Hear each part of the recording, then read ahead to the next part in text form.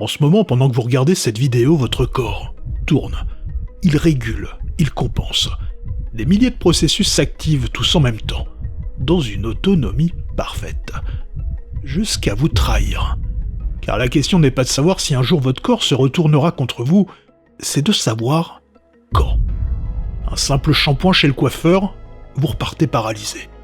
Une nuit trop arrosée et pendant des mois, vous vous retrouvez avec une main complètement morte, au bout du bras. Un bouton que vous vous éclatez entre le nez et la bouche, et bim, vous finissez avec une infection du cerveau. Autant de situations qui peuvent paraître anodines et qui pourtant ont brisé des vies. Bienvenue dans l'iceberg des bugs les plus fous du corps humain. Ça, c'était juste la première couche. En descendant avec moi dans les tréfonds de cet iceberg, vous allez découvrir des histoires encore plus terribles, comme ce gamin de 4 ans au cerveau liquéfié, maintenu en vie pendant 20 ans, ou cette femme qui va passer 90 minutes sous un scalpel sans pouvoir bouger, après une anesthésie ratée. Vous auriez peut-être mieux fait de ne pas cliquer. Allez, faites de beaux cauchemars. Niveau 1. La surface. La paralysie du samedi soir. Je pense que c'est déjà arrivé à tout le monde. Vous vous réveillez la nuit, le bras engourdi, presque incapable de le bouger. Au fur et à mesure, les picotements deviennent de plus en plus forts, presque douloureux. Mais heureusement, c'est le signe que vous êtes en train de récupérer de la mobilité. Ce phénomène est assez banal et apparaît souvent quand on écrase un nerf de notre bras, avec notre tête par exemple, et que l'on se coupe involontairement la circulation du sang. Dans ce contexte, notre corps a le réflexe de nous réveiller pour changer de position. Mais que se passerait-il si vous étiez dans un état tel que vous seriez incapable d'avoir ce réflexe? Eh bien c'est ça, la paralysie du samedi soir. Une expression qui, même si elle en donne l'impression, n'est pas fun du tout. Alors imaginez, vous avez fait la fête et vous avez beaucoup trop bu. C'est alors que vous vous endormez, dans une posture parfaitement improbable. Le bras pendant sur le dossier de votre chaise, la tête posée sur le haut de votre bras.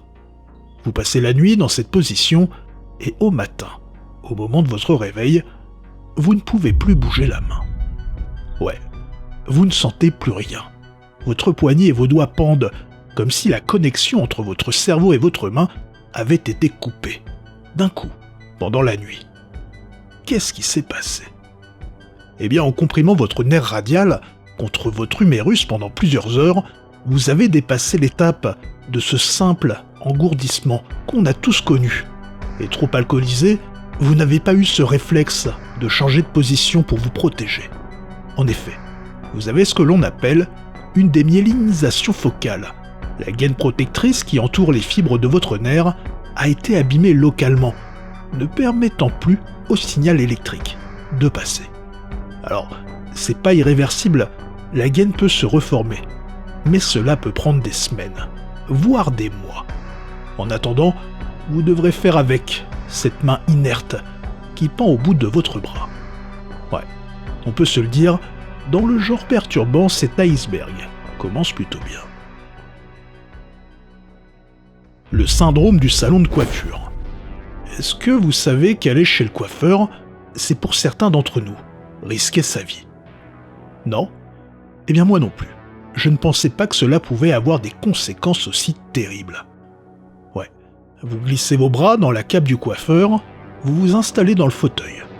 On incline votre tête en arrière, au-dessus du bac à shampoing. Et vous attendez tranquillement. Seulement, pour certaines personnes, cette position va déclencher un accident vasculaire cérébral. Ce phénomène a été décrit pour la première fois en 1992 par le docteur Michael Weintraub, qui l'a baptisé Beauty Power Stroke Syndrome. Ainsi, en posant votre cou dans le bac, vous allez lui faire subir une hyperextension et parfois de légères rotations au moment du shampoing, qui vont comprimer, voire déchirer, une de vos artères vertébrales. Des artères qui remontent le long de la colonne en passant par les cervicales pour irriguer le cervelet et le tronc cérébral. Ouais. Vous vous en doutez, quand elles sont atteintes, le flux sanguin vers ces zones s'interrompt instantanément. Et le plus sournois là-dedans, c'est que les complications ne sont pas toujours immédiates et peuvent se déclencher plusieurs heures après le soin. Le client rentre chez lui, il se sent bizarre, et c'est bien après que les symptômes neurologiques explosent, ce qui amène parfois les médecins à passer à côté de la cause, faute d'avoir pensé à demander si le patient avait récemment eu le cou comprimé ou en extension, comme ce patient britannique nommé Dave, qui l'a appris à ses dépens et qui en a gardé de nombreuses séquelles. Son cou comprimé par le bac a généré un caillot de sang qui a provoqué un AVC en remontant dans le cerveau. Ça ne l'a pas tué, certes, mais ça a généré chez lui une vision double, persistante, et des troubles de la marche. Dans le cadre d'une procédure judiciaire contre le salon, il avait réussi à obtenir 90 000 livres de dommages et intérêts. Bref, si vous ressentez des vertiges, une douleur dans la nuque ou des troubles visuels pendant ou juste après être passé chez le coiffeur, ne rentrez pas chez vous. Allez directement aux urgences. Le triangle de la mort. Bon, touchez votre visage.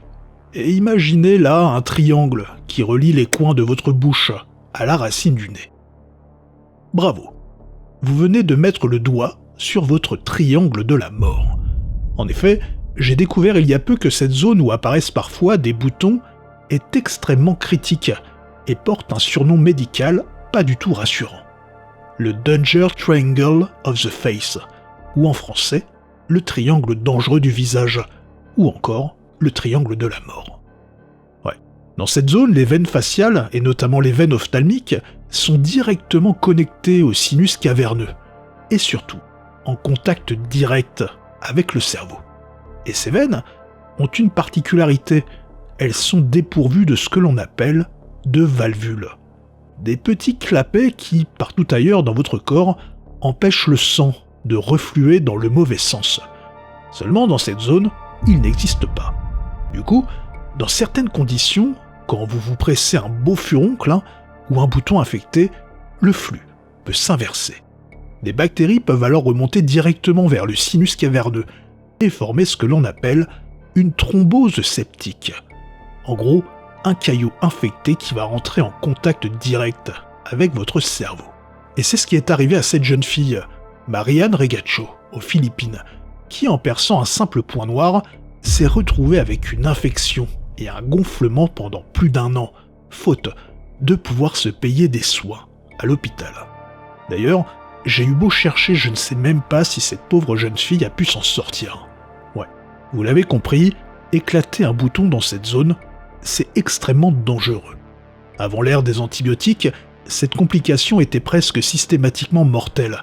Cependant aujourd'hui, encore, même traitée, elle peut créer des lésions cérébrales, pouvant générer des séquelles neurologiques permanentes. Les dermatos s'accordent généralement sur cette idée. Dans le triangle de la mort, on éclate. Aucun bouton.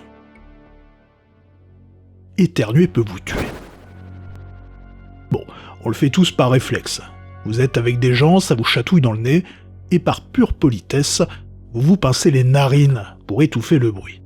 Alors, c'est un geste banal, presque automatique, seulement je dois vous prévenir qu'en faisant ça, vous transformez littéralement votre corps en une cocotte minute prête à exploser. Car comme le souligne très bien Marc Gozlan dans son excellent blog Réalité biomédicale sur lemonde.fr, un éternuement, eh bien ce n'est pas juste évacuer de l'air, c'est une onde de choc interne qui file à plus de 150 km/h. D'ailleurs, même sans le retenir, la violence de la contraction musculaire est telle qu'il existe des cas documentés de fractures de côte, voire d'AVC, simplement en éternuant trop fort. J'ai croisé aussi ce cas d'un patient américain de 63 ans, originaire de Floride. Alors qu'il se trouvait au resto avec sa femme, il a éternué si fort que des parties de ses intestins ont été expulsées par sa cicatrice abdominale, réalisée pour opérer son cancer de la vessie, seulement 15 jours auparavant. Ce sont des cas assez rares, mais ils existent. Mais là où ça devient particulièrement dangereux, c'est quand vous décidez de justement bloquer votre éternuement. En fermant la bouche et le nez, la pression n'a nulle part où aller et se retrouve multipliée par 20 à l'intérieur de votre crâne et de votre gorge. Et les conséquences médicales font froid dans le dos. Tympan qui explose, rupture d'anévrisme, ou pire, une déchirure du pharynx. Ouais, vous avez bien entendu.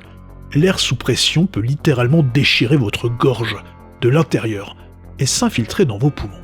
Bref, la prochaine fois que ça vous chatouille dans le nez, oubliez la politesse. Mieux vaut passer pour quelqu'un d'impoli que de finir aux urgences avec un trou dans la trachée. Lâchez tout. La syncope des toilettes. Lorsque j'étais ado, un ami m'avait un jour confié une chose bizarre. Il m'avait raconté qu'il lui arrivait un truc assez flippant. Quand il se levait pour aller uriner la nuit, il se réveillait souvent, étalé sur le sol des toilettes, sans comprendre pourquoi. Jusqu'au jour où il s'est réveillé avec les deux dents de devant enfoncées, après s'être cogné la bouche sur la faïence. Ouais, pour mon ami, uriner le faisait littéralement tomber dans les pommes. Et si je vous en parle, c'est parce qu'en creusant la question, je me suis aperçu que c'était un phénomène médical parfaitement documenté, mais aussi plutôt commun. On appelle ça une syncope situationnelle. En gros, c'est un bug du système nerveux, et le grand coupable, c'est le nerf vague. Alors, le nerf vague, c'est lui qui dit à votre cœur de ralentir et à votre tension de baisser lorsqu'il vous faut vous détendre. Mais dans les toilettes, il peut parfois s'emballer et d'une certaine manière freiner, beaucoup trop fort. Il existe deux cas de figure. La syncope de miction, le cas de mon ami. Ça arrive visiblement surtout aux hommes, la nuit. Vous passez de la position allongée à debout, brusquement, vous videz votre vessie. Et ce relâchement, soudain, envoie un signal massif au nerf vague. Du coup, la tension s'effondre, le cerveau n'est plus irrigué, et vous tombez dans les vapes. Il y a ensuite la syncope de défécation. Ici, c'est l'effort de pousser qui joue. En poussant, vous augmentez la pression dans votre thorax. Le sang a du mal à revenir vers le cœur. Au moment où vous relâchez l'effort, le nerf vague panique, dilate vos vaisseaux d'un coup, et votre pression artérielle chute en dessous du seuil critique. Et bim, vous chutez, la tête en avant, sur le carrelage. Bref, le malaise en lui-même n'est pas grave pour la santé. Le corps redémarre tout seul dès que vous êtes à l'horizontale. Le problème, c'est l'environnement et les conséquences liées aux chutes. Petit conseil, si vous sentez que ça tourne un peu quand vous allez aux toilettes la nuit, faites votre affaire assis. Vos deux dents de devant vous remercieront. Quand la malbouffe éteint la vue. Nous sommes en 2019. La revue Annals of Internal Medicine publie un cas clinique assez étonnant qui va sans doute provoquer chez certains d'entre vous de l'inquiétude. Un adolescent britannique de 17 ans consulte un médecin. En effet, il est en train de perdre la vue, complètement. Sa vision se dégrade de jour en jour, inexorablement. Pas de maladie auto-immune, pas de tumeur, pas de troubles génétiques connus. Son cas paraît au premier abord très étrange, jusqu'à ce que les médecins examinent ses antécédents alimentaires. Depuis l'école primaire, le garçon souffrait d'un trouble de l'alimentation sélective. Il ne mangeait quasiment que des chips, notamment des Pringles, des frites, du pain de mie blanc, du jambon transformé et des saucisses. Aucun fruit, aucun légume, et ce, pendant des années, sans que personne, ni sa famille, ni son médecin, ne perçoivent le danger. Car oui, son alimentation carencée était en train de le rendre complètement aveugle. Pourtant, ce garçon avait un poids dans la norme et mangeait à sa faim. Le diagnostic final, une neuropathie optique nutritionnelle. Les carences massives en vitamine B12, cuivre, sélénium et vitamine D, accumulées pendant des années, lui avaient progressivement détruit les fibres du nerf optique. Et le problème, c'est que ces fibres ne se régénèrent pas. Aujourd'hui, même avec une alimentation corrigée et des compléments alimentaires, sa vision n'est jamais revenu. Il a été officiellement reconnu aveugle. La commotio cordis. Nous sommes en 2011 à Montluçon, dans l'Allier. Un adolescent de 14 ans, Quentin, participe à un match de football, tout à fait banal.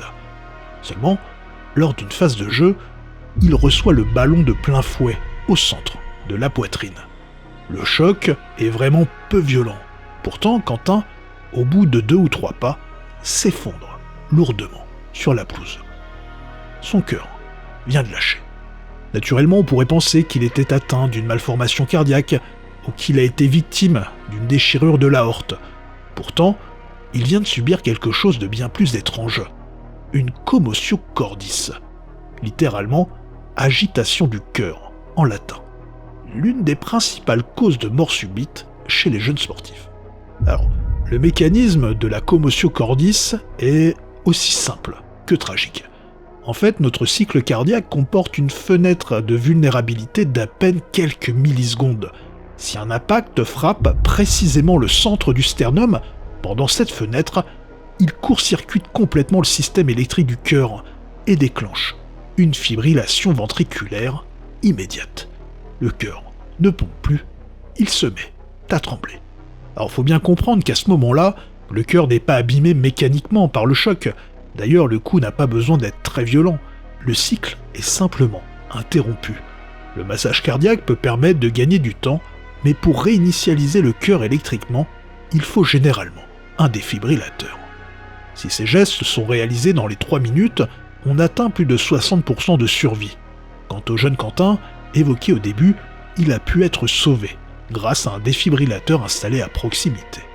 Un cas similaire est également survenu en juin 2023 pour Damar Hamlin, joueur professionnel de la NFL, pourtant en excellente santé. Il s'était effondré en plein match en direct devant des millions de téléspectateurs. Il a confirmé lui-même, en avril 2023, après consultation de plusieurs spécialistes, que la cause était une commotio cordis. Si l'équipe médicale sur le terrain n'avait pas agi en quelques secondes, il ne s'en serait jamais sorti. Le suçon mortel. Si vous êtes des fidèles de la chaîne, vous connaissez déjà ce cas, mais difficile de faire l'impasse dessus, dans cet iceberg. Mexico, août 2016. Julio Macias, 17 ans, s'effondre au sol, en plein dîner familial. Il convulse. La panique est totale, il est transporté en urgence à l'hôpital Rubén Lénero. Diagnostic, accident vasculaire cérébral. Les médecins cherchent malformation, anomalie cardiaque, drogue, rien.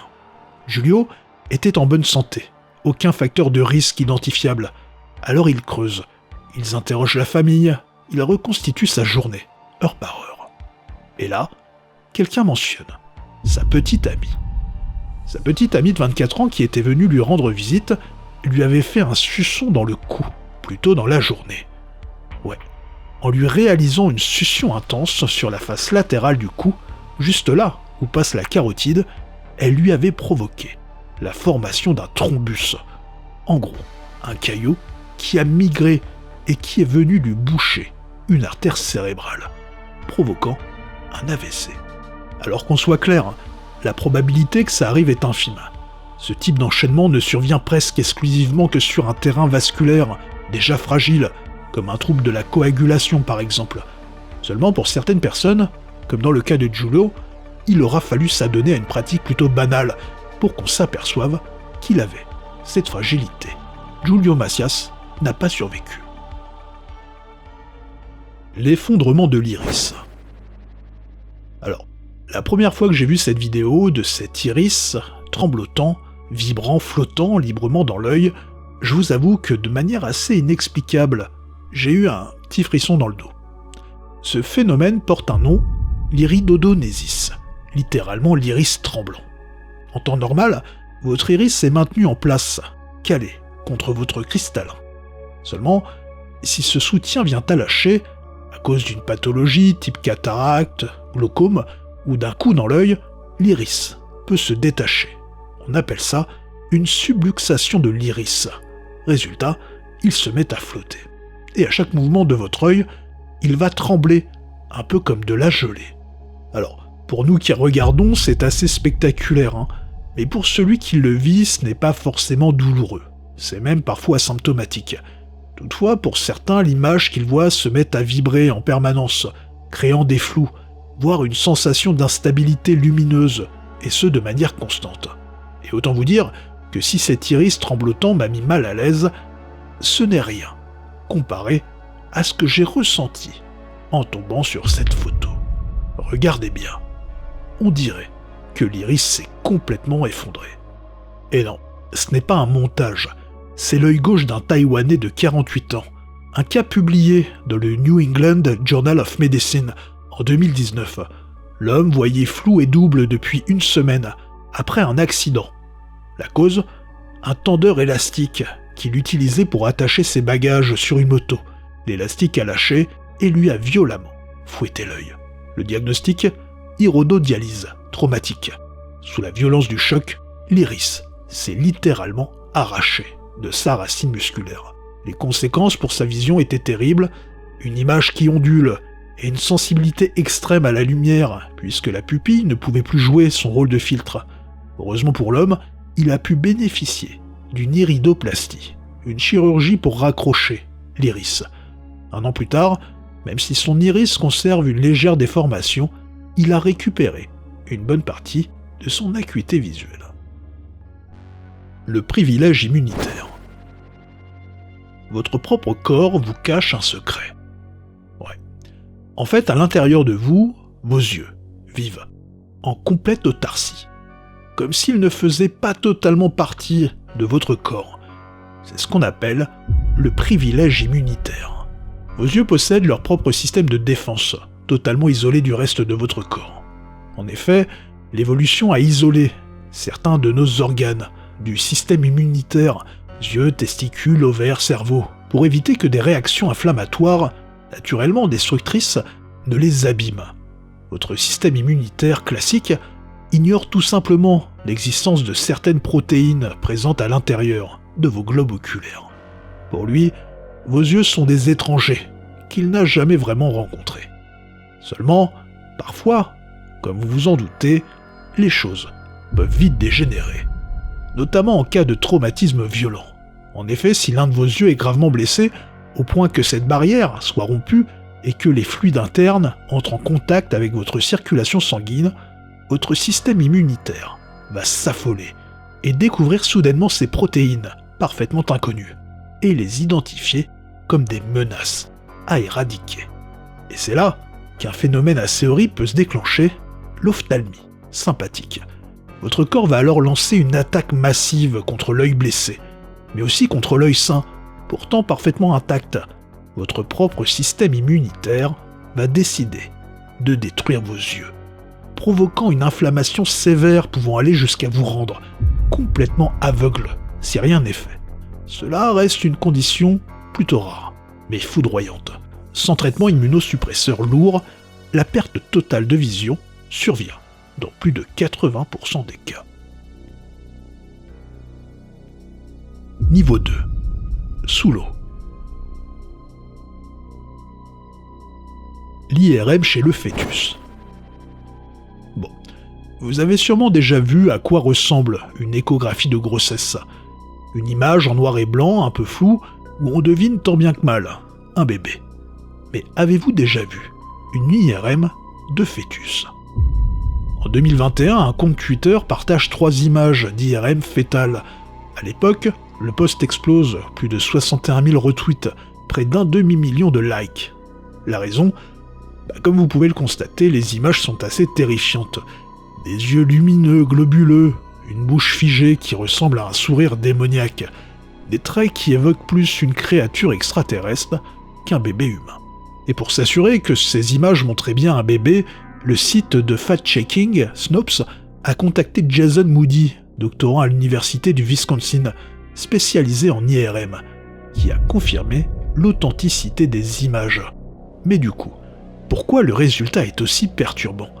Eh bien, l'IRM utilise des champs magnétiques et des ondes radio pour produire en images les parties du corps, en particulier les organes, riches en eau. Et si les yeux et le cerveau apparaissent si brillants, eh bien c'est parce que l'IRM possède un contraste assez exceptionnel sur les tissus mous. Les yeux, gorgés d'eau, renvoient donc un signal particulièrement intense, les faisant presque apparaître comme 2 globes un peu démoniaques. Donc pour les futurs parents qui se retrouveraient avec une IRM de leur bébé à naître entre les mains, rassurez-vous, vous n'allez pas vivre le remake du film Alien. Lingua villosa nigra. Un matin, vous vous brossez les dents. Vous tirez la langue devant le miroir, et là, c'est le choc. Votre langue est devenue noire. un noir profond. Pire encore, elle semble couverte de longs poils. Mais rassurez-vous, ce n'est pas encore la nécrose qui vous dévore, vous êtes seulement touché par la lingua villosa nigra, une condition médicale que je trouve assez dérangeante, mais qui est finalement plutôt inoffensive. Contrairement à d'autres entrées de cet iceberg, cette condition n'est pas d'une rareté absolue. Les études montrent qu'elle pourrait toucher jusqu'à 11,3% de la population mondiale à un moment donné de la vie. Ouais, c'est assez large. Fait notable, les hommes seraient a priori 3 fois plus touchés que les femmes. Le problème viendrait d'une sorte de bug de recyclage des papilles. Les papilles filiformes, qui mesurent normalement 1 mm et s'usent naturellement avec le temps, cessent de tomber et de se renouveler. Elles s'allongent alors de manière incontrôlée, pouvant atteindre jusqu'à 15 mm de long. Votre langue devient noire et donne l'impression qu'elle est poilue. Bactéries, levures, résidus de café ou de tabac, ce sont ces pigments qui, combinés au développement bactérien, vont donner cette teinte, rappelant la nécrose. Chez les fumeurs, la prévalence est, comme vous vous en doutez, bien plus élevée, et ce à cause du goudron qui vient saturer leur flore buccale. Au-delà de l'aspect visuel, la lingua villosa nigra entraîne aussi un goût métallique, permanent, et une mauvaise haleine. Dans certains cas, ces papilles transformées en poils finissent par frotter contre le palais et peuvent même provoquer des réflexes nauséeux et des envies de vomir. Bref, tout ça est absolument charmant. Heureusement, dans plus de 95% des cas, un brossage intensif et quotidien suffit à tout faire disparaître en quelques jours. Enfin, ça c'est ce qu'on dit. Une allergie explosive. Bon, si vous faites partie de ceux qui jettent la notice d'utilisation des colorations pour cheveux sans la lire, cette histoire risque de vous faire changer d'avis définitivement. Sur internet et en particulier avec l'IA, maintenant, on tombe parfois sur des photos qui semblent retouchées tellement elles semblent grotesques. Seulement, ce visage, qui ressemble à une ampoule géante, n'a rien d'un fake. Ce visage, c'est celui d'Estelle, une étudiante française de 19 ans. En novembre 2018, elle décide de changer de tête, avec une coloration achetée en supermarché. Quelques heures après l'application, son cuir chevelu commence à la démanger. Le lendemain matin, elle se regarde dans le miroir. C'est effroyable. Le haut de son crâne a gonflé. Mais le cauchemar ne fait que commencer. La réaction s'aggrave d'heure en heure, son visage enfle tellement que son tour de tête passe de 56 à 63 cm. Ses yeux ne sont plus que des fentes. Elle n'y voit presque plus rien. Le coupable ? Un produit chimique très courant présent dans 90% des teintures foncées. Le PPD, le paraphénylenediamine, un allergène extrêmement puissant. Et dans le cas d'Estelle, l'allergie ne s'est pas arrêtée à une déformation du crâne. L'œdème est descendu vers ses voies respiratoires. Sa langue s'est mise à gonfler. Elle a commencé à étouffer et son rythme cardiaque s'est emballé. Il a fallu une hospitalisation d'urgence et une piqûre d'adrénaline pour lui sauver la vie. L'ironie de cette histoire, c'est qu'Estelle avait bien fait le test d'allergie recommandé sur la boîte, mais trop impatiente, elle n'avait attendu que 30 minutes au lieu des 48 heures nécessaires. Ouais, c'est assez impressionnant de voir à quel point une simple allergie peut littéralement faire exploser notre corps. E. coli dans le nez. En construisant cet iceberg, je suis tombé sur des histoires parfois horrifiantes, parfois un peu drôles, mais toujours perturbantes. Et celle-ci coche les 3 cases. En 2025, Christine Connell, une influenceuse américaine, produit un TikTok dans lequel elle va faire une affirmation tout aussi surprenante qu'effroyable. Dans cette vidéo, elle raconte son enfer médical vécu pendant plus de 7 ans, et ce à cause d'une infection chronique des sinus qui refusait de guérir. Douleurs faciales, nez bouché en permanence, infection, fatigue, rien n'y faisait. Aucun traitement ne fonctionnait. Finalement, des analyses un peu plus poussées vont révéler une chose plutôt surprenante. Dans ces sinus, les médecins trouvent une colonie d'E. coli. Pour rappel, Escherichia coli, c'est une bactérie que l'on trouve principalement dans les intestins et dans les matières fécales. Elle n'a donc normalement strictement rien à faire dans le nez. Et c'est là que Christine a eu un flash. Elle raconte alors comment elle a fait le lien avec un souvenir assez traumatisant vécu 7 ans plus tôt. Alors qu'elle était clouée au lit dans un hôtel après une opération de la cheville, son petit ami de l'époque s'est déshabillé et lui a lâché un paix monumental sur le visage. Elle raconte avoir été gazée au point de ne plus pouvoir respirer. Et pour elle, c'est évident.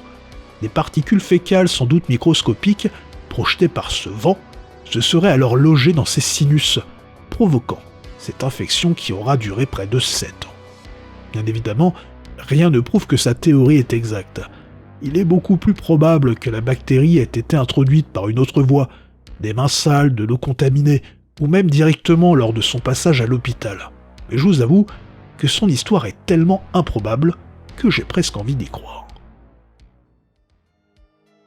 Le syndrome du garrot. Si vous avez un bébé ou si vous comptez en avoir un, eh bien restez très attentif à ce qui va suivre. Imaginez, votre bébé hurle sans s'arrêter, vous avez tout vérifié. Couche, nourriture, température, mais rien n'y fait. Et c'est là qu'en lui retirant ses chaussettes, vous faites une découverte horrible. Un de ses orteils est devenu tout violet, et tellement gonflé qu'il semble sur le point de tomber. Le coupable ? Le syndrome du garrot par cheveux. Une urgence pédiatrique où un simple cheveu, ou parfois un fil de textile, s'enroule de manière invisible autour d'un doigt, d'un orteil, ou même parfois des organes génitaux. Le problème, c'est que le cheveu possède une propriété physique assez traître. En effet, lorsqu'il est mouillé, il s'étire, mais en séchant, il se rétracte, avec une force assez considérable. Une fois enroulé, il crée un garrot qui bloque d'abord la circulation du sang, puis provoque un gonflement qui finit par avaler le cheveu dans la chair. Il devient alors totalement invisible à l'œil nu, en particulier chez les bébés. Si on n'intervient pas rapidement, la chair peut mourir et se nécroser en moins de 24 heures. Heureusement, l'amputation totale reste extrêmement rare en France et concerne moins de 1% des cas, notamment grâce à la vigilance et à la sensibilisation des parents.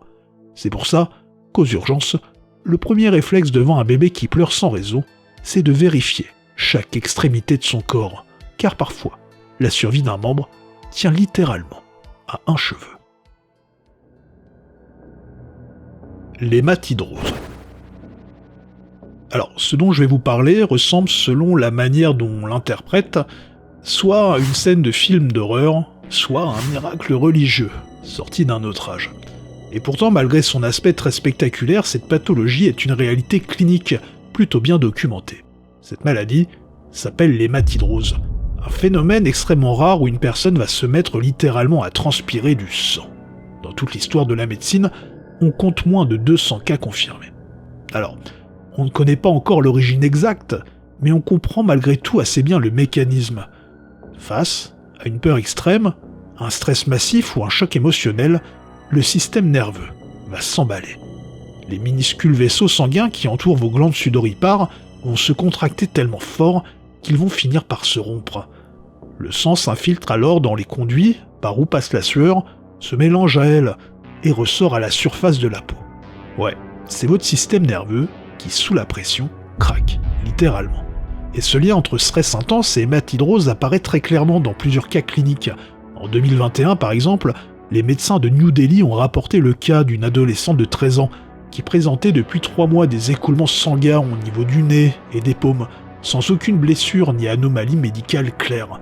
Orpheline depuis la mort de ses parents 3 ans plus tôt dans un accident de la route, elle souffrait d'attaques de panique sévères. Une fois son anxiété prise en charge, les épisodes d'hématidrose ont commencé à diminuer.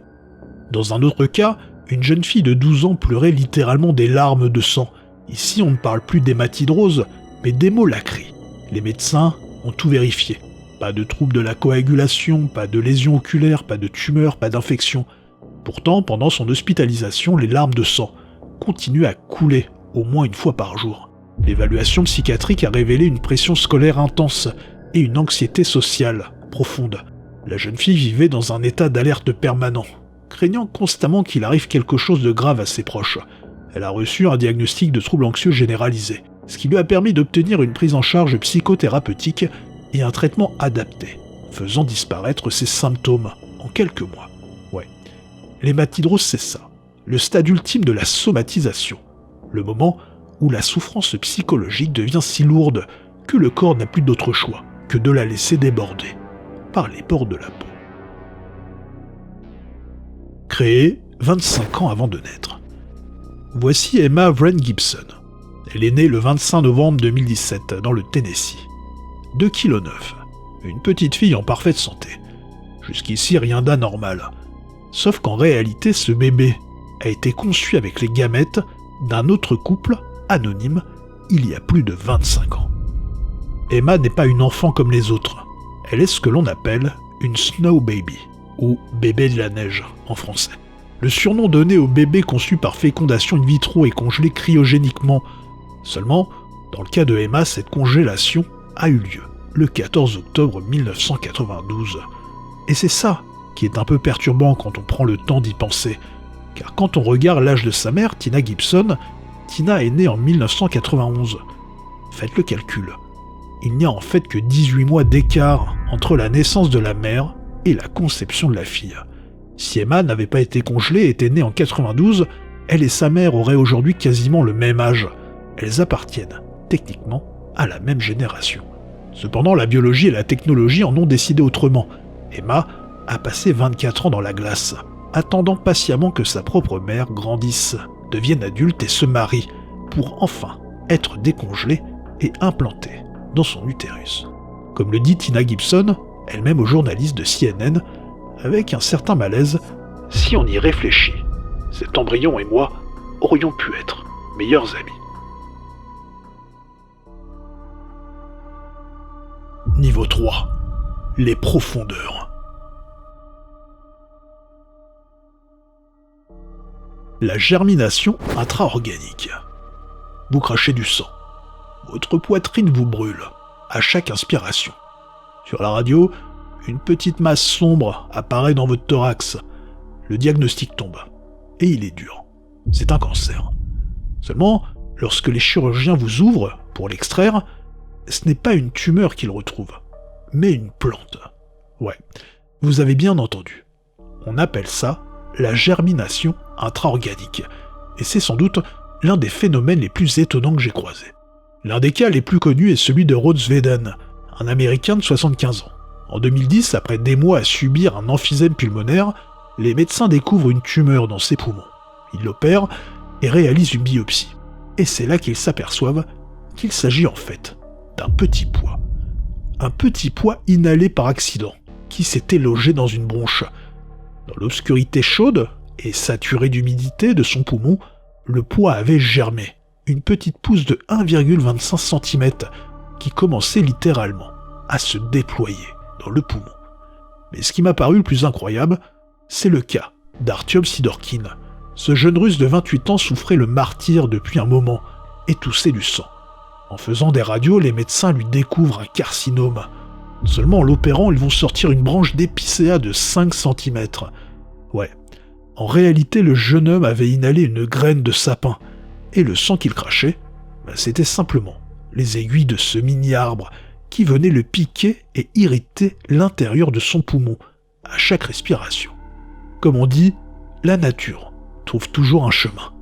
Et ce même, si ce chemin est à l'intérieur de vous. Le bézoar. Là aussi, si vous êtes des fidèles de la chaîne, vous savez de quoi on va parler. Est-ce que vous avez l'habitude de vous ronger les ongles, de mâchouiller vos cheveux, de manger des grandes quantités de légumes crus, avec de la peau, ou bien d'avaler vos médicaments sans prendre de l'eau? Eh bien, cette histoire risque peut-être d'un peu vous calmer. Car ouais, dans certains cas, à force de manger des trucs que votre corps ne sait pas digérer, il va se mettre à fabriquer à l'intérieur de votre estomac une sorte de pierre. Ouais, on appelle ça un bézoar, un bug de la digestion assez perturbant. En effet, le problème c'est que votre estomac n'est pas toujours capable de détruire toutes les matières organiques. Sous l'effet de l'acidité et des contractions gastriques, les matériaux s'agglomèrent, se compactent et finissent par former une masse solide, dure comme de la roche, qui va se coincer au milieu de votre ventre. Et un des cas les plus extrêmes, c'est ce qu'on appelle le syndrome de Rapunzel, ou syndrome de réponse. Souvent, quand une personne mange ses propres cheveux de manière compulsive, dans un contexte de trichophagie, les cheveux s'accumulent jusqu'à former une énorme boule dans l'estomac, se prolongeant telle la chevelure des réponses jusque dans l'intestin. En France, un certain nombre de cas sont documentés, comme celui par exemple d'une jeune fille de 15 ans à Lyon qui souffrait de douleurs atroces. Les chirurgiens avaient dû ouvrir son estomac pour en sortir un bloc de cheveux de plusieurs kilos qui s'était propagé dans l'intestin. Sans cette opération lourde, l'estomac aurait fini par se perforer ou se boucher complètement. Une situation qui, au stade final, aurait tué la jeune fille. 27 kilos de trop. Pendant 12 ans, Thomas Kroth, un Allemand de 59 ans résidant en Norvège, consulte régulièrement des médecins pour un ventre qui ne cesse de grossir et de durcir. Le diagnostic est toujours le même et plutôt culpabilisant, obésité morbide et diabète de type 2. On lui répète qu'il mange trop, on lui demande de faire des régimes, de prendre des cours de nutrition et même de prendre de l'Ozempic, ce fameux médicament antidiabétique utilisé pour la perte de poids. Et le truc, c'est que sous l'effet du traitement, Thomas perdait effectivement du poids, mais seulement au niveau du visage et de ses membres. Son abdomen, lui, continuait de gonfler. Ce n'est qu'en 2023, à bout de solutions, que Thomas accepte de subir une sleeve, c'est-à-dire une réduction de l'estomac. Et c'est seulement lors du scanner de préparation à la chirurgie que les médecins vont comprendre que ce qu'ils prenaient pour de la graisse viscérale était en réalité une tumeur maligne, gigantesque. On parle d'un fibrome pesant plus de 27 kilos. L'opération, pour le libérer, a duré plus de 10 heures. En 12 ans, la tumeur avait eu le temps de faire des ravages. Elle avait écrasé ses organes internes, obligeant les chirurgiens à lui retirer également le rein droit et une partie de l'intestin grêle. Thomas Kroth a survécu, mais il vit aujourd'hui avec les séquelles lourdes d'une décennie d'errance médicale imposée par une soi-disant obésité. Les vomissements stercoraux.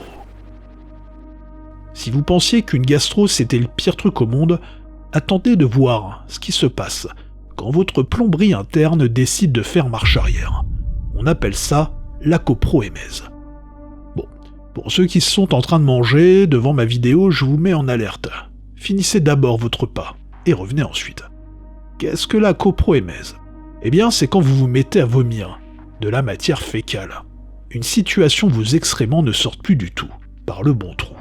Le scénario est souvent le même, un blocage total au niveau des intestins, comme une tumeur au côlon, une bride, c'est-à-dire un tissu qui étrangle l'intestin, ou bien même un fécalome, un bouchon de sel qui s'est durci et qui bloque la sortie naturelle. Le problème, c'est que quand ça arrive, les intestins continuent de pousser, mais comme c'est bouché, la pression devient énorme. Le corps panique et active un réflexe de survie que l'on a tous, le péristaltisme rétrograde. En gros, le corps inverse les moteurs, le contenu de l'intestin remonte jusqu'à l'estomac. Du coup, vous vomissez une matière brune, liquide, avec l'odeur et la composition exacte des selles. Alors c'est sûr, on est sur quelque chose d'assez rare dans notre propre quotidien, mais ça reste des situations plutôt communes dans les couloirs des urgences des hôpitaux. Je suis sûr, même, que certains d'entre vous ont des proches ou des membres de leur famille qui en ont été victimes. La cardiomégalie. Votre cœur, qui bat là, dans votre poitrine, fait normalement la taille d'un poing fermé. Il pèse entre 250 et 350 grammes, mais sachez qu'il existe des exceptions. Nous sommes en avril 2022. Un Indien se rend à l'hôpital. Depuis 6 mois, il a de plus en plus de mal à respirer. Le diagnostic tombe, il est en insuffisance cardiaque de stade 4. Pour faire simple, c'est le stade le plus grave. Le moindre effort est impossible. Un stade où on peut même s'étouffer juste en restant assis dans son canapé. Seulement, ce qui rend ce cas peut-être unique au monde, c'est l'origine de cette insuffisance cardiaque et la radio thoracique qui l'accompagne. Regardez ça. Ouais. La masse que vous avez sous les yeux, c'est le cœur de cet Indien. Normalement, votre cœur ne doit pas prendre plus de la moitié de la largeur de votre thorax, un ratio de 0,50. Chez ce patient, l'index était de 1. Ça veut dire quoi ? Le cœur occupait 100% de la largeur de la poitrine. Il touchait littéralement les côtes, à droite et à gauche, comme s'il avait été gonflé, tel un ballon de baudruche, pour remplir toute la cage thoracique. Alors, il faut savoir que plus un cœur est gros, moins il risque d'être efficace. Quand le sang ne circule plus assez vite, il finit par coaguler et former des caillots, qui peuvent monter au cerveau et provoquer un AVC. Et ce qui est incroyable dans cette histoire, c'est que les chirurgiens ont réussi à l'opérer en découpant la partie dilatée et en remplaçant une valve défectueuse par une valve mécanique. Aujourd'hui, le patient est dans un état stable et son cœur a retrouvé une taille, disons, plus raisonnable. L'homme gonflé. En voyant les images d'Alexandro Ramos, surnommé Willy, je me suis d'abord dit que le gars avait sans doute abusé des stéroïdes et du synthol, comme le font certains culturistes. Pourtant, en creusant son histoire, j'ai découvert qu'il n'en était rien. Pire, cet homme vit dans une errance médicale cauchemardesque depuis plus de 10 ans. L'histoire commence en 2013, au large du Pérou. Willy est pêcheur de moules professionnel et travaille à 30 mètres de profondeur. Alors qu'il est immergé, un bateau qui passe par là sectionne, accidentellement, son tuyau d'air relié à son embarcation. Privé d'oxygène, il n'a pas le choix. Il remonte en catastrophe vers la surface sans respecter les paliers de décompression. C'est à ce moment-là que son corps a commencé à se transformer. Ses épaules, ses bras et son torse se sont mis à gonfler, de manière presque grotesque, jusqu'à son arrivée à l'hôpital. Ouais, là on parle de tours de biceps atteignant près de 70 cm. À ce moment-là, Willy en est persuadé, c'est l'azote. Selon lui, en remontant à la surface sans respecter les paliers de décompression, le gaz se serait transformé en bulle et serait resté piégé dans ses muscles, les faisant gonfler comme un ballon de baudruche. Seulement, si l'accident a sans doute déclenché quelque chose, les médecins, eux, sont beaucoup plus sceptiques quant à l'explication de l'azote. Normalement, le gaz aurait dû être éliminé par l'organisme au fur et à mesure, ou bien même par les séances de caisson hyperbare qu'il a suivies ensuite pendant des années. Or, le gonflement ne s'est jamais atténué. Les spécialistes qui l'ont examiné à l'hôpital de Lima soupçonnent plutôt une réaction plus complexe. L'accident aurait pu déclencher une prolifération anormale de tissus graisseux, voire révéler une maladie rare qui sommeillait en lui. Le choc de la compression a peut-être simplement servi de déclencheur à une pathologie encore inconnue. Quoi qu'il en soit, le résultat pour Willy est le même. Au-delà de la douleur physique, il doit aussi affronter les moqueries. Comme il le dit lui-même, les gens s'arrêtent pour me regarder, comme si j'étais une sorte d'animal étrange. Niveau 4. Les abysses. Le syndrome de Paris-Romberg. Imaginez, un jour vous vous réveillez et vous constatez que la moitié de votre visage commence à s'affaisser. Pire encore, vous réalisez que de semaine en semaine, de mois en mois, ce même côté continue inexorablement de fondre. Bienvenue dans le syndrome de Paris-Romberg, ou atrophie hémifaciale progressive, une pathologie rare qui touche environ une personne sur 700 000 dans le monde. Elle frappe majoritairement les femmes et se déclare généralement tôt, entre l'âge de 5 et 15 ans. Le processus est assez déstabilisant. Pendant une période allant de 2 à 10 ans, c'est très variable, la maladie va littéralement dévorer les tissus d'une moitié de votre visage. Ouais, seulement la moitié, ce qui est déjà en soi extrêmement étrange. La graisse sous-cutanée disparaît en premier, puis la peau s'affine, les muscles s'atrophient, et dans les cas les plus sévères, même la structure osseuse de la mâchoire, du front ou du nez finit par se rétracter. La conséquence, une asymétrie extrêmement marquée, comme si deux visages appartenant à des personnes différentes avaient été assemblés. La ligne de démarcation est parfois si nette qu'on parle dans le jargon médical de coup de sabre. L'origine de cette pathologie reste un mystère, maladie auto-immune, dysfonctionnement du système nerveux sympathique, la médecine hésite encore. Ce que l'on sait en revanche, c'est que l'impact n'est malheureusement pas qu'esthétique. Dans environ 15% des cas, l'atrophie s'accompagne de complications neurologiques graves, crise d'épilepsie, névralgie faciale ou migraine atroce, localisée du côté atteint. Le plus étrange, c'est qu'une fois que la maladie a terminé son travail de destruction, elle s'arrête, aussi brusquement qu'elle a commencé. Et c'est seulement à partir de là, une fois la maladie stabilisée, que la chirurgie reconstructrice devient possible. On pratique alors des greffes de graisse, prélevées sur d'autres parties du corps, pour tenter de redonner du volume à la zone atteinte. L'adipocire.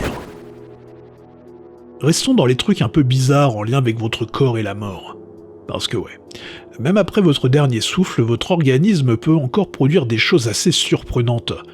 Et parmi elles, il y a l'adipocire. Les médecins légistes appellent ça aussi la cire cadavérique, un terme qui décrit en réalité un processus chimique, plutôt simple.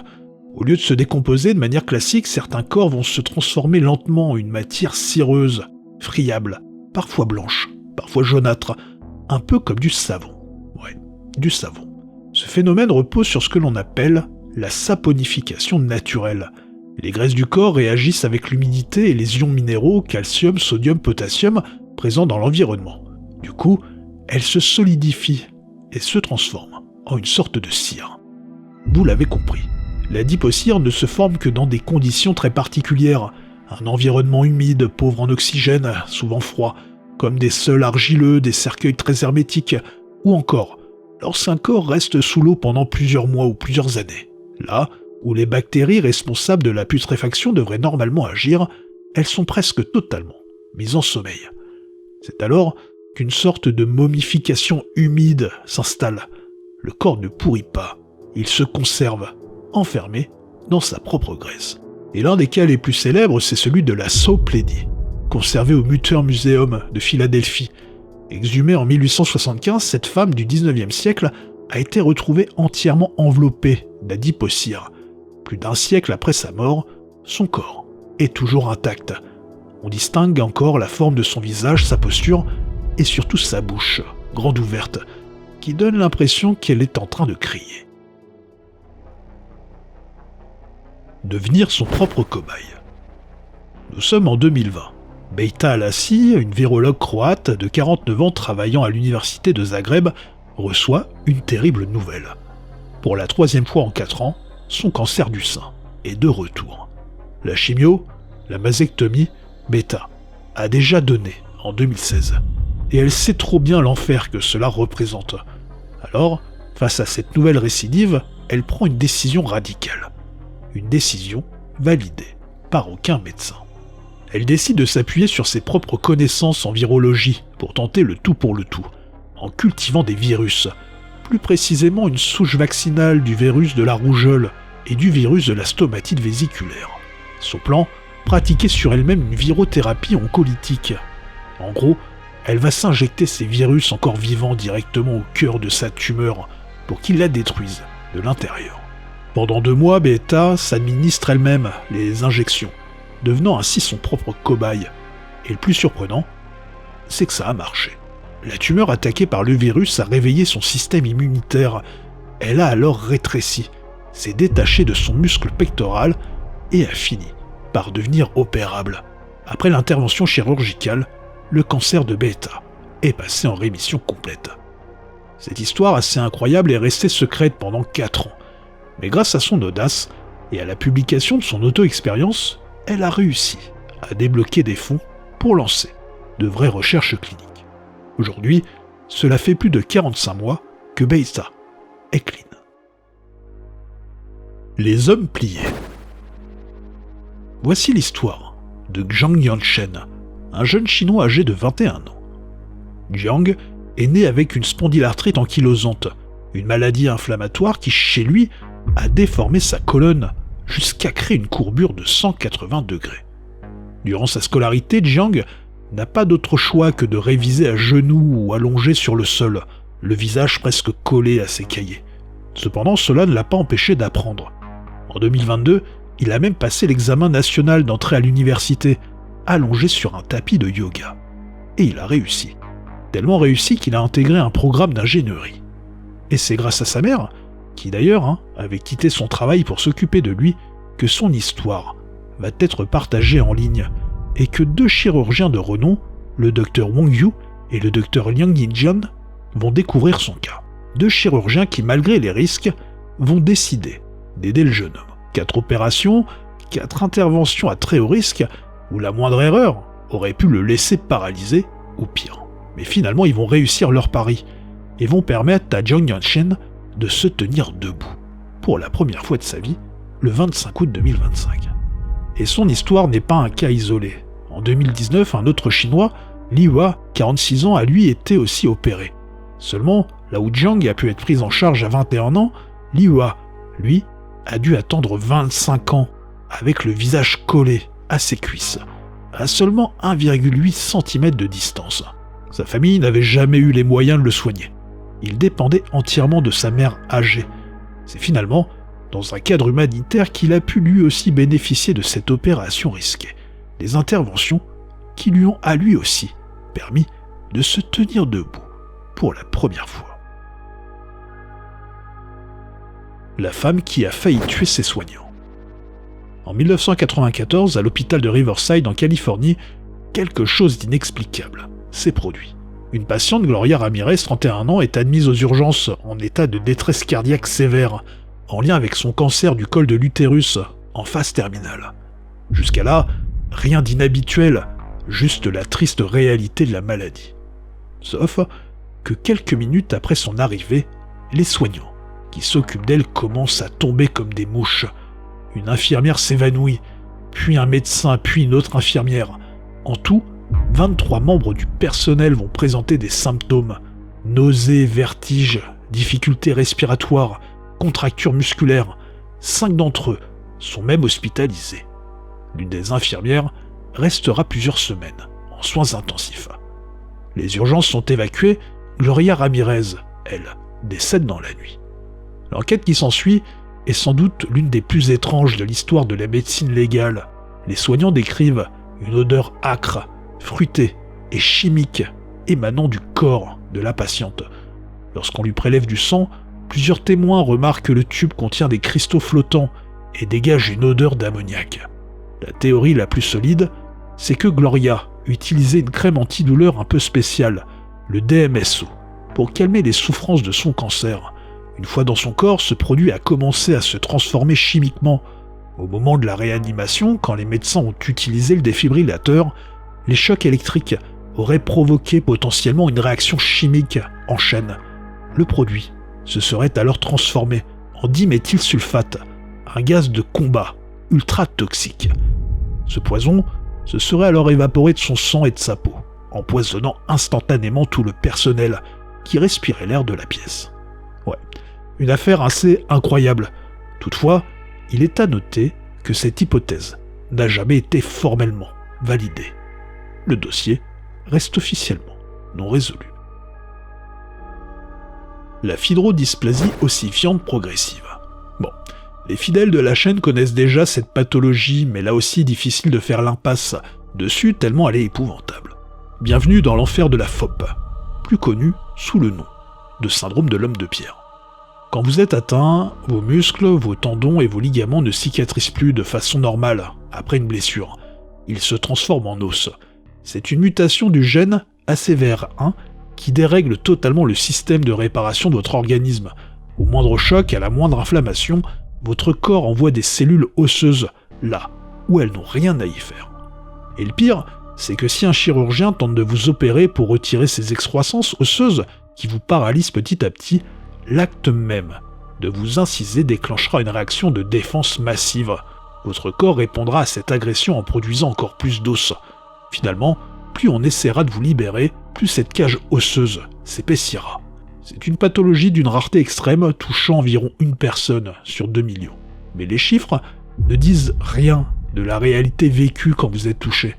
À terme, vos articulations se verrouillent une par une, vous amenant à devenir complètement figé des pieds à la tête. Si la maladie n'est pas trop avancée et que vous avez encore la possibilité de bouger, on vous proposera de choisir la position dans laquelle vous resterez bloqué pour le reste de votre vie. Seulement, votre mâchoire finira par se souder, rendant l'alimentation solide impossible, et surtout votre cage thoracique s'ossifiera au point où l'expansion de vos poumons deviendra impossible, jusqu'à l'insuffisance respiratoire et la mort. L'espérance de vie moyenne dépasse rarement les 40 ans.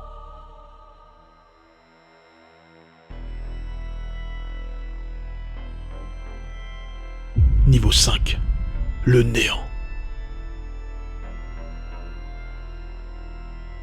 Fœtus in fetu. Nous sommes en 2023, en Chine. Une petite fille d'1 an est emmenée aux urgences parce que son périmètre crânien augmente de manière anormale. Elle présente des difficultés motrices et peine à tenir sa tête. Ce que les médecins vont découvrir sur les images du scanner dépasse l'entendement. Un fœtus est logé à l'intérieur de son cerveau. Le fœtus de son frère jumeau. Cette condition a un nom, le fœtus in fetu. Une anomalie qui survient environ une fois sur 500 000 naissances. Et pour en comprendre les causes, faut remonter aux premières semaines de la gestation. Au moment où l'embryon se divise pour former des jumeaux monozygotes, il peut arriver qu'il y ait, disons, un bug. Au lieu de se séparer correctement, l'un des embryons va littéralement englober l'autre. Le jumeau absorbé devient une sorte de parasite. En 95% des cas, il se loge dans l'abdomen. Mais ici, il s'est installé dans le cerveau, niché dans les ventricules cérébraux de la petite fille. Et le plus perturbant, c'est que s'il n'avait pas de cerveau fonctionnel, et qu'il n'avait donc pas de conscience, il était tout de même biologiquement vivant. Il pompait le sang de sa sœur et continuait de croître, comprimant au passage son cerveau. Le fœtus avait développé une colonne vertébrale, des os, notamment des fémurs, ainsi que des mains avec des doigts formés et des ongles. Bref, effroyable. L'extraction a visiblement sauvé la petite fille, mais pour être honnête, je ne sais pas quelles sont réellement ses séquelles. Si vous voulez creuser un petit peu plus la question, je vous invite à consulter le sujet dans mon dernier iceberg des recherches obscures et perturbantes et à consulter le blog Réalité médicale de Marc Gozlan. L'anévrisme cirrhozoïde. Et si un jour votre cuir chevelu et votre visage se mettaient à battre au rythme de votre cœur? Une pulsation puissante, un mouvement continu comme si un nid de serpent ou de ver s'agitait sous votre peau. Oui, cela a tout du cauchemar. Pourtant ce phénomène existe, et c'est ce qu'on appelle un anévrisme cirrhozoïde, une malformation artério-veineuse très rare. Ces lésions représentent moins de 1% de toutes les malformations vasculaires traitées en neurochirurgie. Une anomalie où les artères se connectent directement aux veines, sans passer par le réseau protecteur des capillaires, les vaisseaux sanguins les plus fins de votre corps. Résultat, le sang arrive avec une pression massive dans des veines qui ne sont absolument pas conçues pour l'encaisser. Elles se dilatent, se tordent et finissent par former cette masse, dite cirrhozoïde, donnant l'impression d'un sac de verre ou de serpent sous la peau. Et le plus insupportable pour les patients, c'est l'aspect esthétique, souvent défigurant, et aussi le bruit. Comme la malformation se situe souvent sur le crâne et près des oreilles, le malade entend son propre flux sanguin, en permanence. Un bourdonnement pulsatile, parfois accompagné d'un sifflement de type acouphène, qui ne s'arrête jamais. Seulement, l'horreur ne s'arrête pas là. La peau qui recouvre l'anévrisme finit par s'affiner et devenir de plus en plus fragile. Dans les cas les plus graves comme celui de Jennifer Hills, documenté en 2016, la moindre éraflure en surface ou dans la bouche peut provoquer une hémorragie terrible. Elle expliquait à l'époque que si sa peau venait à rompre, la pression était telle qu'elle pourrait perdre des litres de sang en seulement quelques minutes. Ainsi, un simple passage chez le dentiste pour un détartrage ou un soin dentaire devient quelque chose d'extrêmement risqué. Ouais, c'est une véritable bombe à retardement que seule une chirurgie lourde et risquée peut tenter de désamorcer, ce dont Jennifer Hills a pu bénéficier, ce qui lui a sans doute changé la vie. Mort pendant 20 ans. Nous sommes en 1983 dans le Nebraska aux États-Unis. Un petit garçon de 4 ans surnommé dans les rapports médicaux sous les initiales TK contracte une méningite bactérienne sévère. Les dégâts sont terribles, irréversibles. L'enfant est déclaré en état de mort cérébrale. Médicalement et légalement, il est décédé. Normalement, dans une telle situation, l'assistance respiratoire est débranchée. Le cœur s'arrête définitivement et on organise les funérailles.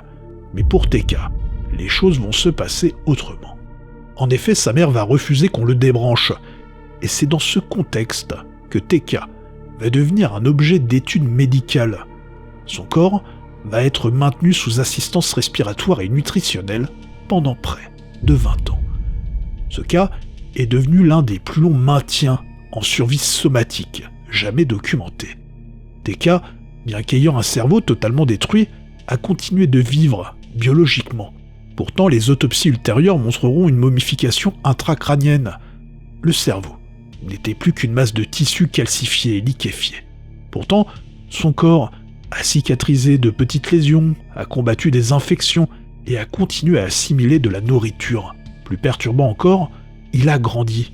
Le corps de cet enfant de 4 ans a continué son développement physique, traversant même la puberté pour devenir, sur le plan strictement biologique, un jeune adulte.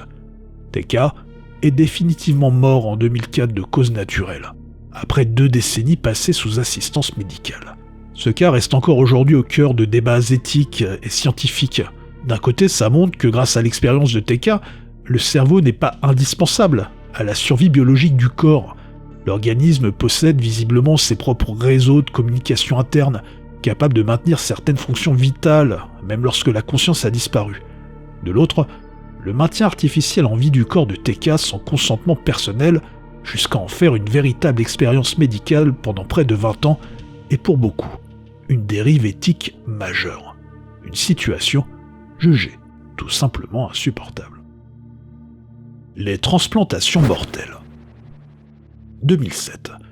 Une femme de 53 ans décède brutalement d'un AVC. Elle ne présente aucun antécédent médical connu, ses organes sont jugés sains et sont prélevés pour être greffés à 4 patients en attente, poumons, foie et reins.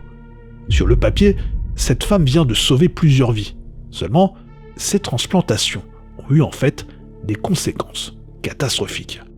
16 mois plus tard, la patiente ayant reçu les poumons tombe malade et meurt. À la stupeur générale, l'autopsie révèle un cancer du sein métastasé. Les médecins enquêtent et comprennent en fait que la donneuse de 53 ans avait en réalité un cancer du sein non diagnostiqué. Des micrométastases, invisibles à l'époque, s'étaient cachées dans ses organes sains. En greffant les organes, les chirurgiens ont involontairement greffé aussi le cancer. Le bilan est terrible. Sur les 4 receveurs, 3 sont décédés. La receveuse des poumons, celle du foie et l'un des receveurs rénaux. Seul le 4e a survécu après qu'on lui ait retiré le rein, en urgence. Mais il y a peut-être encore plus perturbant, car si le cancer peut se transmettre par la chirurgie, il peut aussi se transmettre par la naissance. C'est ce qu'a révélé l'équipe du docteur Ayumu Arakawa, le 7 janvier 2021 dans le New England Journal of Medicine. Les chercheurs japonais se sont penchés sur le cas de 2 jeunes garçons, l'un de 23 mois et l'autre de 6 ans. Tous 2 atteints d'un cancer des poumons, une maladie quasi inexistante chez l'enfant. En analysant l'ADN des tumeurs, l'équipe a découvert que les cellules cancéreuses portaient un ADN féminin, l'ADN de leur mère, respective.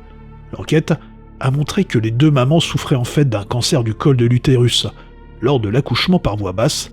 Au moment précis de leur première respiration, les bébés ont inhalé du liquide amniotique chargé de cellules tumorales qui se sont alors installées dans leurs poumons pour s'y développer. Prendre son pied. Alors ça, c'est une image qui à chaque fois que je suis tombé dessus m'a autant horrifié qu'impressionné. Même si j'ai été obligé de la censurer pour éviter de choquer, ce que vous êtes censé voir là, c'est une main qui a été cousue et accrochée à une cheville.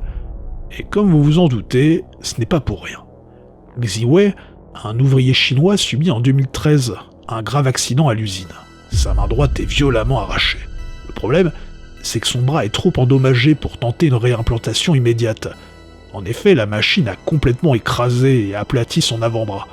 Si les chirurgiens tentent de recoudre la main tout de suite, elle va à coup sûr se nécroser et mourir. Face à l'urgence, les médecins de l'hôpital de Changsha prennent une décision plutôt radicale. Ils décident de greffer la main de Qi Wei sur sa cheville gauche. Pendant 1 mois entier, l'ouvrier va vivre avec sa main attachée au bas de sa jambe. L'objectif, connecter les vaisseaux sanguins de la main aux artères de la jambe pour maintenir les tissus en vie, le temps que le bras cicatrise. Qi Wei raconte qu'il sentait que sa main était chaude lorsqu'il la touchait. Une excellente nouvelle pour lui car c'était la preuve que le sang circulait bien. Il n'avait cependant, comme vous vous en doutez, aucune véritable sensation nerveuse. Au bout de 4 semaines, une fois le bras suffisamment soigné, une seconde opération de 9 heures a permis de replacer la main là où elle était censée être. Un enfer de 90 minutes. Vous êtes sur une table d'opération, l'anesthésie commence. Vous sombrez. Sauf que vous vous réveillez quelques minutes plus tard, incapable de bouger. En gros, votre corps est paralysé par les produits, mais votre esprit, lui, est bien réveillé. Un phénomène qui touche environ 1 à 2 personnes sur 1000. Un bug qui arrive donc à des dizaines de milliers de gens, chaque année. Et l'histoire qui, je pense, m'a le plus perturbé, c'est celle de Donna, qui en 2008 est devenue malgré elle un cas d'école absolument terrifiant. Pendant 90 minutes de chirurgie abdominale pour une ablation de la vésicule biliaire, elle a tout ressenti. Elle entendait son cœur s'emballer sur le moniteur à 148 battements par minute, ce qui aurait dû alerter l'anesthésiste qui n'a rien fait. Elle a senti le chirurgien l'inciser, fouiller dans son ventre, et elle l'a même entendu commenter ses organes. « Regardez son appendice, il est bien rose. Le côlon a l'air bien. » L'effet des curares l'avait complètement rendue immobile. Seulement l'hypnotique censé la faire dormir et les antalgiques, devant normalement empêcher la douleur, perdaient de leur effet au fur et à mesure des minutes. Donna a ressenti des douleurs qu'elle juge encore maintenant indescriptibles. Pire encore, comme elle était sous respirateur artificiel, réglé sur seulement 7 cycles par minute, elle avait la sensation d'étouffer. Les poumons en feu, incapables de forcer une inspiration pour appeler à l'aide. Pendant 90 minutes, Donna a souffert le martyre. Elle a tenté le tout pour le tout en essayant de bouger son pied à 3 reprises, mais à chaque fois, un soignant posait simplement sa main sur son membre pour le stabiliser, pensant que c'était un simple réflexe nerveux. Personne n'a capté que c'était en fait un appel à l'aide. Comme vous vous en doutez, ce genre de traumatisme laisse des cicatrices bien plus profondes que celles du bistouri. Donna a passé l'opération à répéter dans sa tête des adieux à sa famille, persuadée qu'elle allait mourir de douleur ou de suffocation. Des années plus tard, la plupart de ses patients souffrent encore d'un état de stress post-traumatique sévère, avec des flashbacks et des insomnies, hantés par le souvenir de chaque coup de lame qu'ils n'auraient jamais dû ressentir. La dislocation atlanto-occipitale. Septembre 2008. Sur une route de Hillsborough, au Texas, une pluie battante rend la visibilité presque nulle. À l'intérieur de la voiture familiale, Jordan Taylor, 9 ans, est attaché sur le siège arrière. Sa mère, Stacy Perez, est au volant lorsqu'un camion Ben grille un panneau stop et percute leur véhicule de plein fouet. L'impact est si violent que bien que la ceinture de sécurité retienne le corps de l'enfant, l'énergie cinétique projette sa tête vers l'avant, avec une force incommensurable. Un témoin de l'accident, Bert O'Kane, arrive immédiatement sur les lieux. En voyant Jordan, il remarque que sa tête pend de manière totalement anormale. Il prend alors la décision de soutenir manuellement la tête de l'enfant, sans bouger d'un millimètre jusqu'à l'arrivée des secours. À l'hôpital, le verdict tombe. Jordan souffre d'une dislocation atlanto-occipitale. Techniquement, son crâne n'est plus rattaché à sa colonne vertébrale. Mais miracle, les tissus conjonctifs, la moelle épinière et les muscles reliant son crâne à son cou sont encore en place. L'enfant vient de subir une décapitation interne.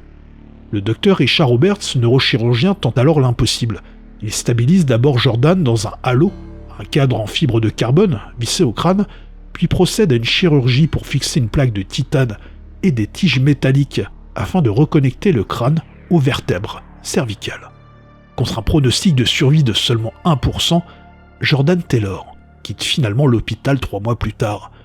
Non seulement il a survécu, mais il recommence à marcher, à parler, et retourne même à l'école dès le début de l'année suivante, sans séquelles cérébrales. Et ce qui est incroyable, c'est que son histoire n'est pas un cas isolé, et confirme que la décapitation interne n'est pas systématiquement une sentence de mort. Si la moelle épinière était tirée sans être sectionnée, ce qui a été le cas ici grâce à l'immobilité de la tête maintenue par le témoin, la structure peut être reconstruite. Ça y est, nous voilà arrivés au bout de ce premier voyage. Mais comme vous vous en doutez, nous n'avons fait qu'effleurer le sujet. Le corps humain regorge encore de bugs et d'anomalies que je n'ai pas abordées. Une partie 2 s'impose donc presque naturellement. Dites-moi si vous voulez que je continue à explorer les aspects les plus dérangeants du corps humain. Si vous souhaitez soutenir la chaîne, Pensez à vous abonner, à liker la vidéo et à laisser un commentaire. Ça aide vraiment au référencement. En attendant, à très bientôt, et surtout, faites de beaux cauchemars.